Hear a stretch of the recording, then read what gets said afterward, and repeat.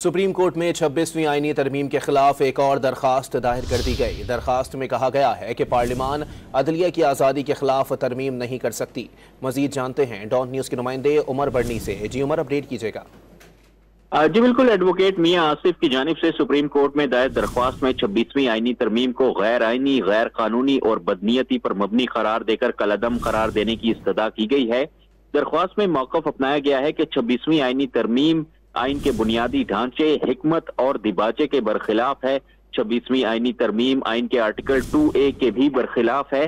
Parliament ने आइन के बुनियादी ढांचे को तब्दील करने की कोशिश की और अदलिया की हदूद में तजावुज करते हुए अदलिया की आज़ादी पर असरअंदाज होने की कोशिश की, जिसके बाइस पार्लियामेंट की जानिब से बदनीयती का इम्कान खारिज नहीं किया जा सकता। तरामीम के मुताबिक सुप्रीम कोर्ट और तमाम सूबों की हाई कोर्ट्स में आईनी बेंचेस की तश्कील जुडिशल कमीशन की जानिब से की जाएगी। जुडिशल कमीशन में सुप्रीम कोर्ट के 5 सीनियर जजेस तो शामिल होंगे, तहम जुडिशल कमीशन में हुकूमत को 1/3 की अक्सरियत भी हासिल होगी। हुकूमत जो कि बतौर खुद कई मुकदमात में फरीक होती है, इसको जुडिशल कमीशन में जजेस की तकर्रुर में शामिल करना अदलिया की आज़ादी के बरखिलाफ है। दरख्वास्त में सेक्रेटरी काबीना डिवीजन, वफाकी सेक्रेटरी कानून, अटॉर्नी जनरल ऑफ पाकिस्तान और आम अवाम को फरीक बनाया गया है। जी बहुत शुक्रिया उमर।